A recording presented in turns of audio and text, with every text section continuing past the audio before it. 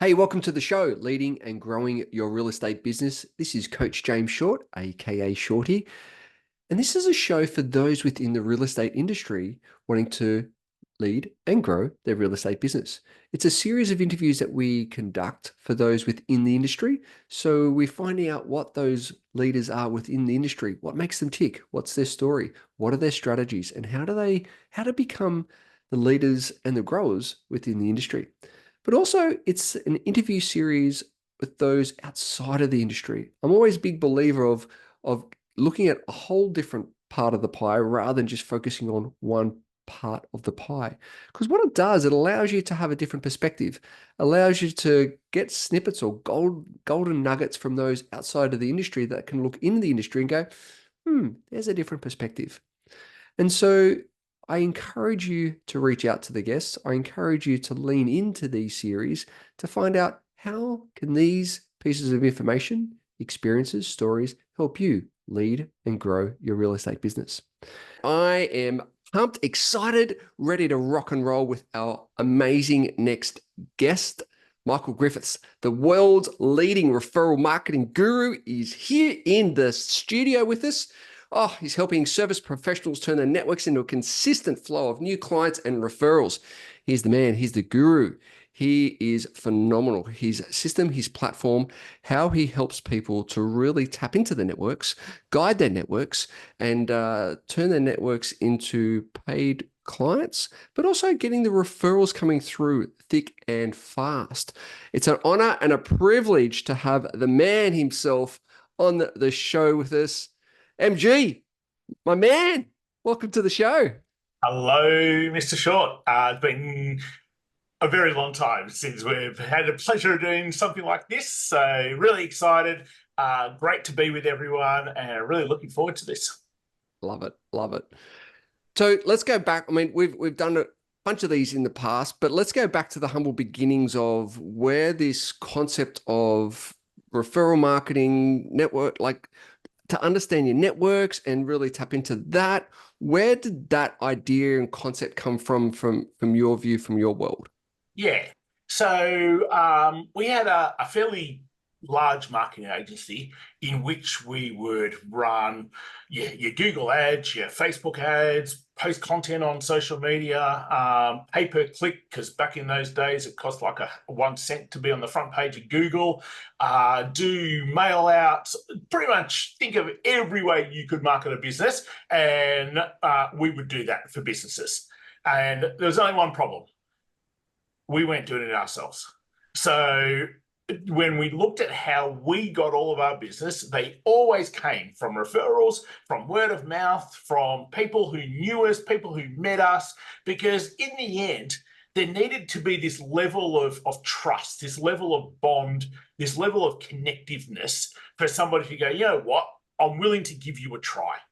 And I think as the decade has gone on, that's probably even got more and more and more, because there are more people who have been burnt. There have been more people who've had bad experiences. There are more people who are probably being pulled in every direction, going, who do I listen to, and what do I listen to, and who do I trust? And I think these days we don't really go onto Facebook going, well, what can I buy today?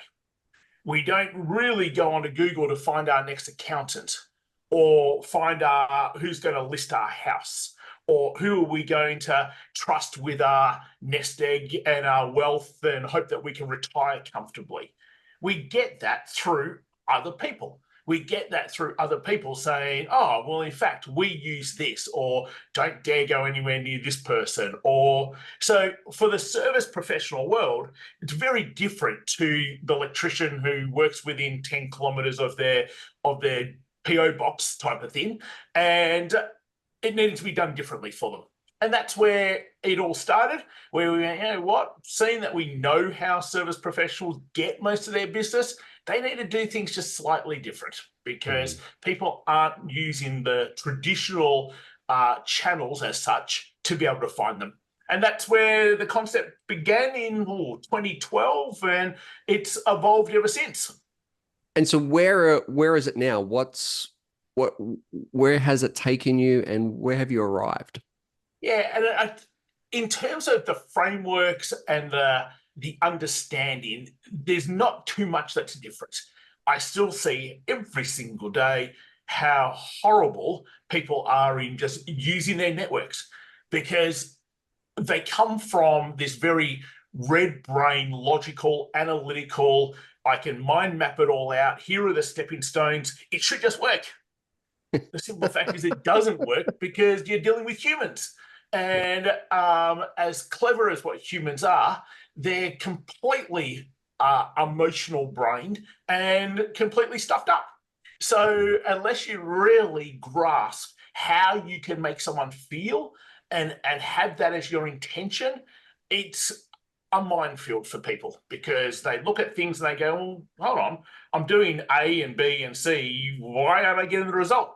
And they're missing the key elements of human behavior. So in the bigger picture, not a great deal has changed.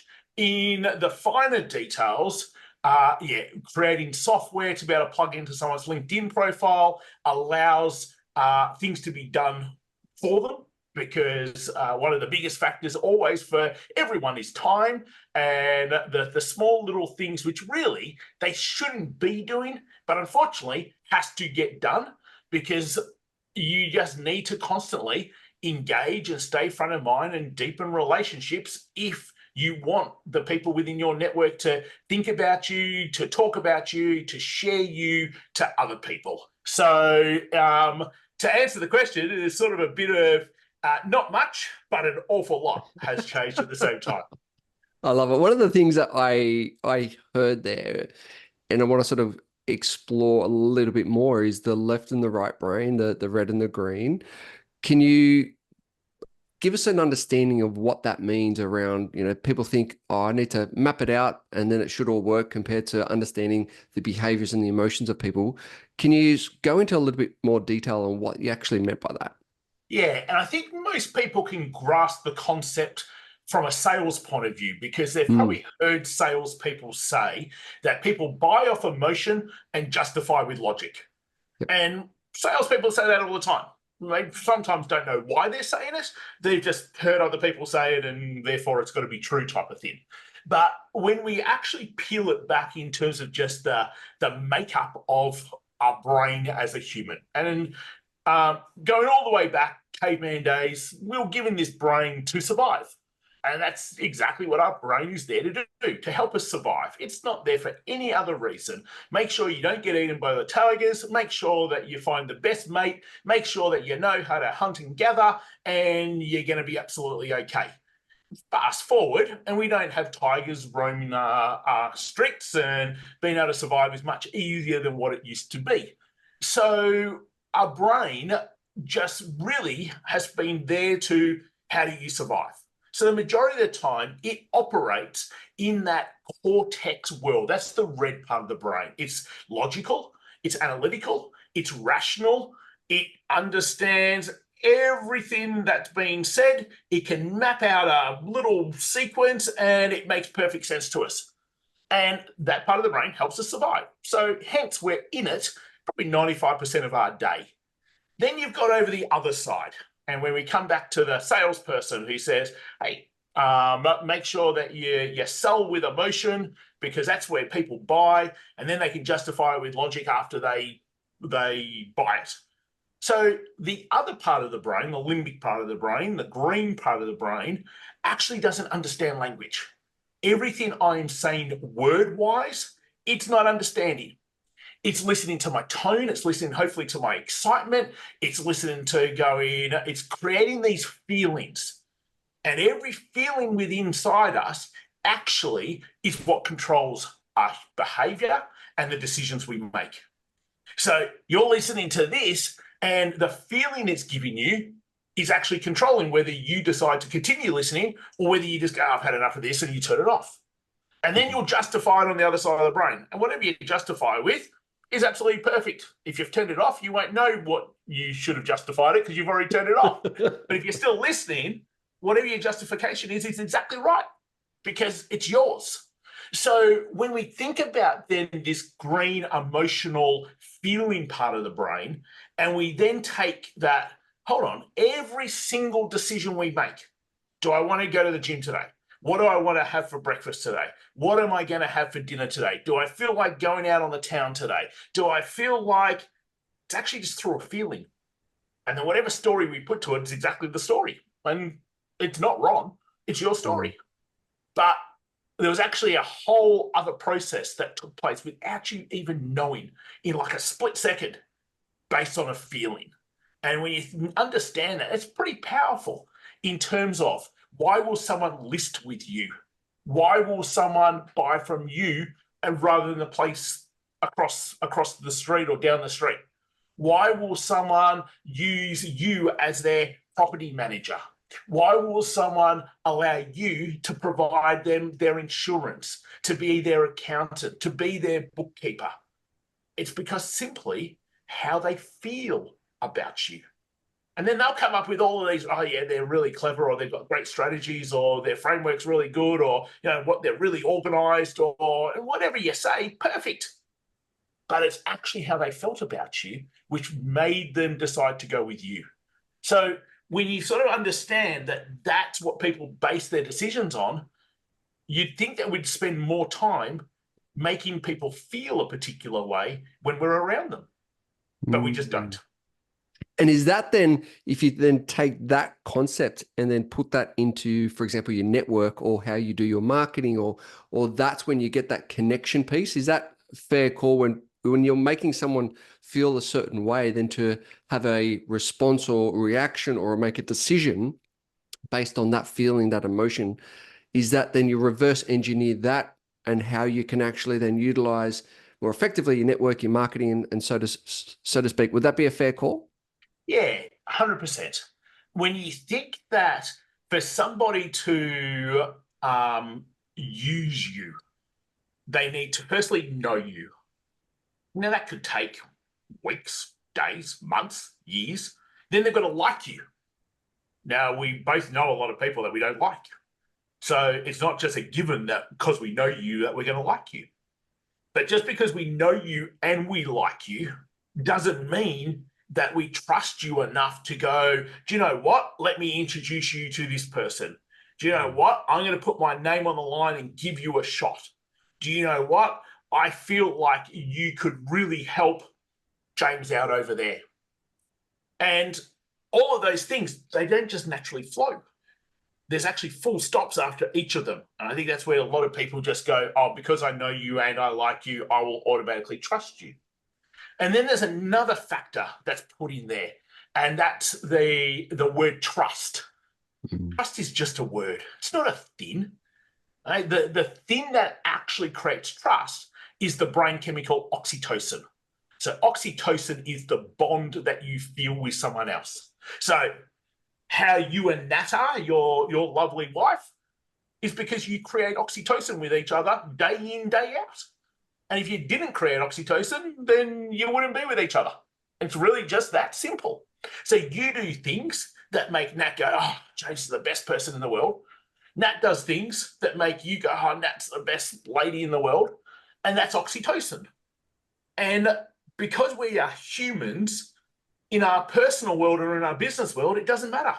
It's exactly the same in terms of what we need to create to get somebody to either buy from us, refer us, open doors for us, talk about us, or just simply be willing to share us to their networks.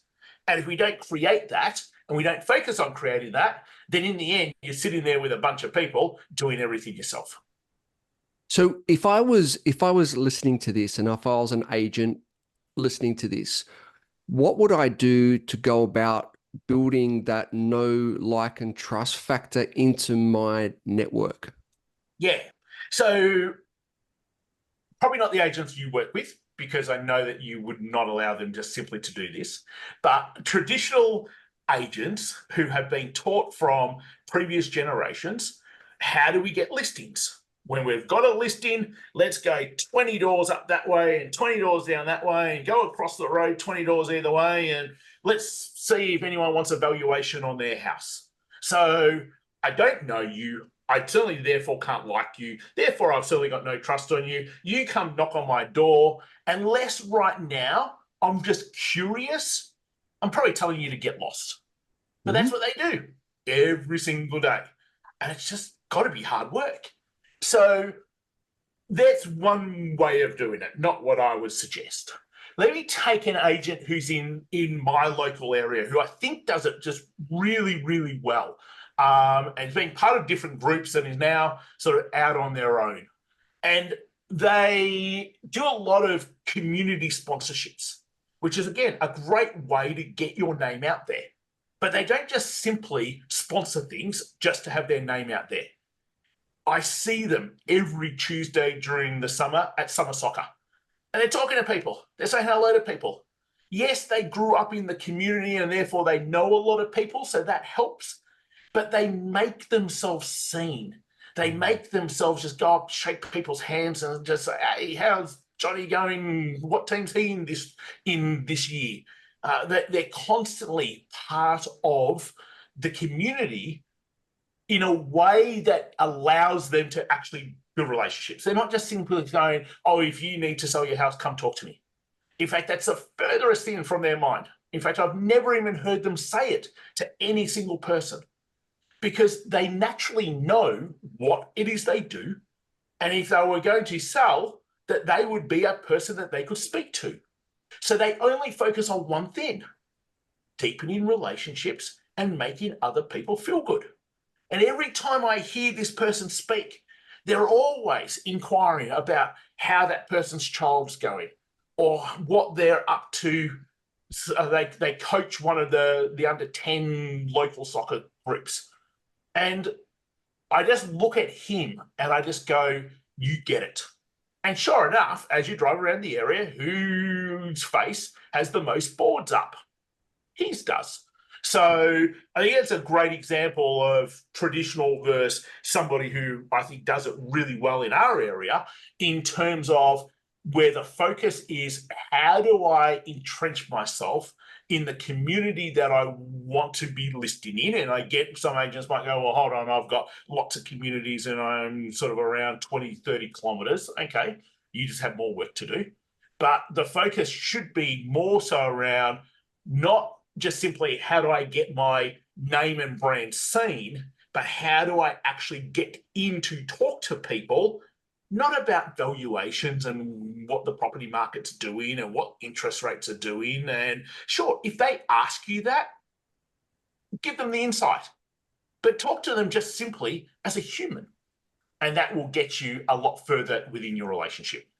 I love that because so often I see, the agent's head on signboards when they've sponsored the tennis or the rugby or the soccer, and you've got their real estate head plastered everywhere, but they're never showing up. So or they might cut a check for whatever the amount be, but then actually not do the most important work of getting behind a sausage sizzle or saying hi to the parents or coaching a team, because that's when you build those relationships. That's when you build that know you, like you, trust you component, which opens up the conversation so much more easily and effortlessly. Love it. Hey guys, just a little side note here. How's it going? Are you on track this year? I know that sometimes this part of the year we can feel like we're in a bit of a grind, a bit of in the trenches. Are you on track from the original plans that you set out for the rest of this year? What I've realized is that with this time of year, we get so distracted and we've got trying to chase so many shiny balls and go down so many rabbit holes. And that's why I created a program called the 90. It's a framework that actually allows you to achieve more in 90 days than ever before. Some of the feedback that we've got from some of the people that have used the process, the 90, is that they've achieved more in 90 days than the whole previous year. So if you'd like to have the tools, have the techniques, have the framework on the 90, so you and your team can achieve more in 90 days than ever before.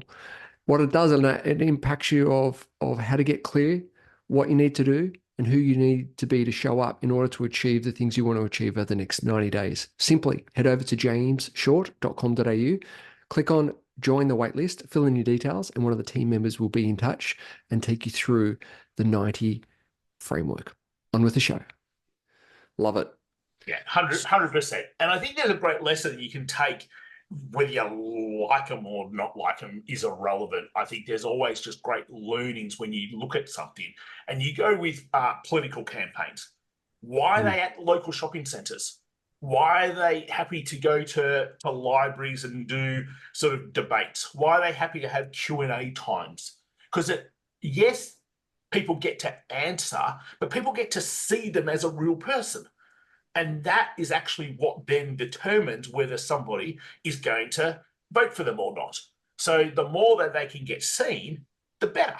And when you sort of think about it from that perspective and you bring it all the way down into our little business world, it's like, I can't just hide behind a computer. Yeah, so true. Talk to me about LinkedIn, because I know what you're doing on LinkedIn is quite profound. Well, firstly, what are you doing on LinkedIn, and why is LinkedIn such a powerful platform? Yeah. So LinkedIn, in essence, is just exactly that. It's a platform. Anyone can use LinkedIn. I see LinkedIn as a powerful tool simply because it's the world's largest free database. Like when you think about that, you can, when a like click of a finger, get a whole pool of potential clients in your network within hours.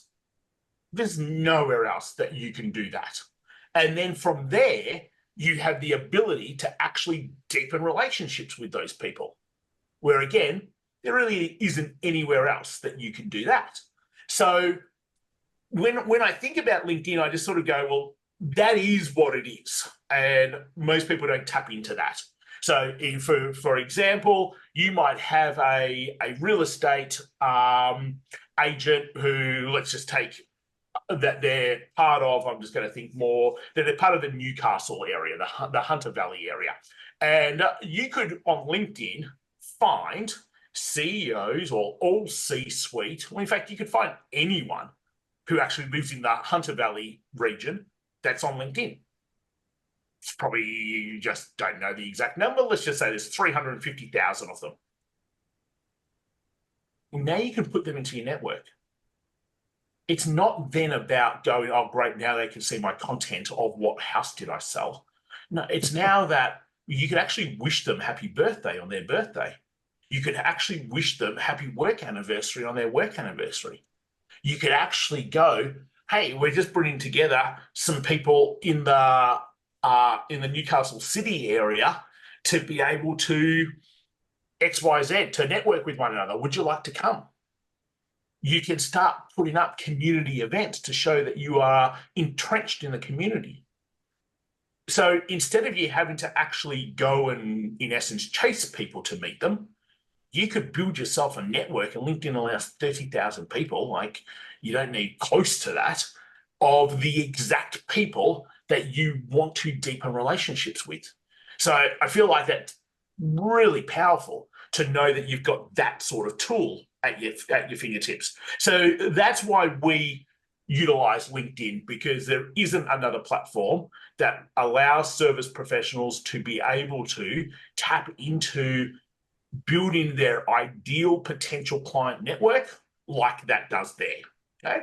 So you've got that over there. Then you've got, well, once you actually start building that network, we call it connect, now you actually start to converse with them. And through what we were saying earlier, there's obviously a right way to converse and a wrong way to converse. And it's about then just simply focusing on building relationships. It's focusing on everyone has a birthday once a year. Everyone has a work anniversary once a year. So there's at least 2 times every single year that you can reach out with a reason to reach out for them. Plus, you might just simply reach out, seeing how they are. Right? Now, a lot of people go, well, that's a bit strange. Why would I just reach out to someone who I don't even know just to see how they are? Why wouldn't you? Is sort of the simple answer. Because They're in the doing end, it anyway when they're knocking on the doors. exactly. Like the whole idea is to get yourself known by as many people as you can, so therefore they can like you and trust you. But if you're not getting yourself known, then in the end, you're just hoping to come across somebody who is ready to list. Right? Now, where's the benefit of building a network like that? Well, not all the time is the person you're speaking to the person who's ready to list? It might be their neighbor. It might be a family friend. It might be a colleague. It might be a family member. And because you have deepened a relationship with that person, who are they speaking about? And that's the power of actually using a network properly. And I just think, in terms of organizing and keeping a network fairly organized, LinkedIn really allows that as a platform to happen. So powerful. Definitely, definitely. MJ, on the show, we have a little game that we play, our 60-second quiz to find out a little bit more about our guests. Are you willing to play? Always. Let's go. All right. Favorite food, favorite movie. Um, Probably, I feel like I've anything from Disney. I'm a Disney person still. Love it. Love it. Favorite food. Barbecues, give me meat, protein, protein. Well, favorite holiday destination. Still Fiji, down more so the Coral Coast and some of the snorkeling diving islands. Beautiful. What's your morning routine? But it varies depending on when Soph has to get to school. But most of the time, it's always gym. At the moment, being absolutely smashed by my coach to prepare for the next race. So it's usually gym, read, journal, get into it. Love it. What about your evening routine? Sleep as early as I possibly can. Uh, yeah, so I try to finish up by about 3. Do activities with Soph and her training, who's 11 in my world, for those that haven't met me before. Then we pretty much just go into dinner once she's down, which can be sort of 7:30ish. I might read, and I reckon I'm probably asleep by 9. Love it. If you could choose 5 inspirational people to have dinner with, they could be dead or alive, who would they be? I think this one always changes depending on where my focus is at the moment. I can listen to Tony Robbins just all day, every day. So he still is one which just fascinates me. I think Nelson Mandela would be just fascinating. Also, just the completely different world that I don't understand and wouldn't ever understand. Probably the Obamas for the same similar thing, having been over in the US and coached over in the US and seen a little bit. It's the first experience of racism ever. I just think it would be a different world that I would just know nothing about. Then at the moment, health and fitness racing, and so someone like a Ned Brockman who ran across Australia. Just, I know you've been crazy and done a 250-kilometer 7-day event through the top end in its hottest period. Like, there's just something about that I would just love to pick apart and just understand the mental toughness that comes with doing something like that, or stupidity. But either way, it would just be amazing just to understand. So there's some of the things, but Nice. again, I think it would just change depending on where my focus is at the moment. Yeah, fantastic. If you're a prime minister for the day, what's one thing that you'll change? Pretty much the whole thing. Teachers and education and schools and hospitals just need to be a lot more funded than what they are. If we go, the future starts with a society that is educated and healthy. I don't think we probably do a good enough job at making sure that those 2 things take place. Yeah, great. And what's your best piece of advice? Stop letting yourself get in the way. I had a person tell me this morning, just from listening to a podcast. I'm listening a lot to Michael Sinner, which might be a bit too spiritual for some people, but I think some of the lessons in there are really beneficial. And it's like, just imagine that when a thought came into your mind, it's just like you wrote it on water. And when you write anything on water, what happens? It just disappears. Mm. So you could let that thought just disappear. But what we tend to do is then we dive into the water and we create ripples and we make it harder and we just never let it go. And therefore, that's what creates all the stuff within inside us. So I think, hey, just let your thoughts be writing on the water, and it Love it. just disappears. Love it. You would be Where's the far more happier. So true. So true. Where can the audience go to find out more about what you're up to, what you're doing, and follow your journey? Yeah, Michael Griffiths on any social platform, you'll find me. Leveraged Connections, so leveragedconnections.com. You can find out more about being able to utilize your networks, masterclasses every 2 weeks you can join in on. They're probably the best two spots. Love it. Fantastic. Always a pleasure. Thank you so much for your time, energy, and expertise. Guys, go and check him out. Michael Griffiths, he's everywhere. He's the man. He'll help you to open more doors that you can ever imagine. Mate, thank you once again for your time and your energy. Absolute pleasure. Thank you, James.